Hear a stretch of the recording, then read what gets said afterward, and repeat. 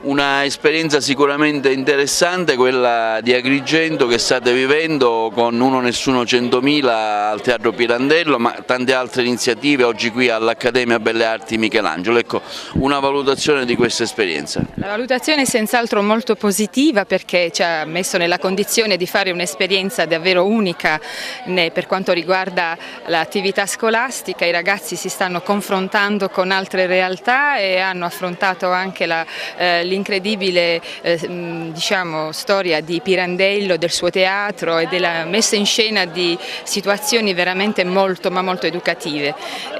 Siamo molto contenti perché è un'occasione che formativa ci fa crescere moltissimo, sia noi insegnanti che gli alunni.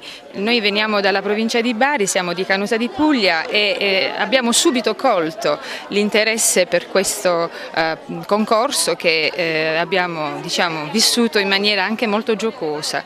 Nel momento in cui siamo arrivati qui ad Agrigento, avendo accolto il vostro invito, stiamo constatando che è un'attività ed un'esperienza che rimarrà nel cuore di tutti noi.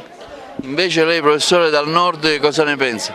Mi rincuora molto vedere e sapere che Pirandello è molto amato dai giovani, passano le generazioni e chiaramente i giovani cambiano generazione dopo generazione, però Pirandello continua a rimanere una grande scoperta per loro. Quando arrivano in quinta, loro lo studiano in quinta, qui da noi all'Alberghiero, diventa una scoperta affascinante perché nonostante stiamo parlando di un autore comunque vissuto a cavallo tra 800 e 900, la sua opera è così immortale che ancora riesce a catturare l'attenzione dei giovani.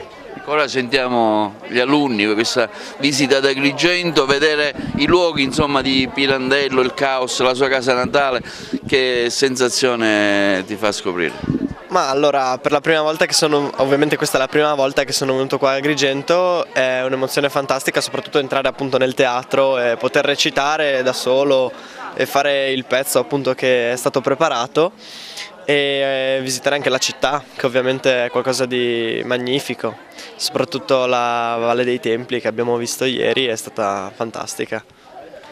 Allora è stato tutto molto bello anche perché noi abbiamo iniziato tutto per gioco, perché volevamo scherzare, poi io non conoscevo neanche Pirandello, però mi sono appassionata a lui da quando abbiamo iniziato a recitare, è stato molto bello e poi sapere pure che siamo passati è stata un'emozione bellissima.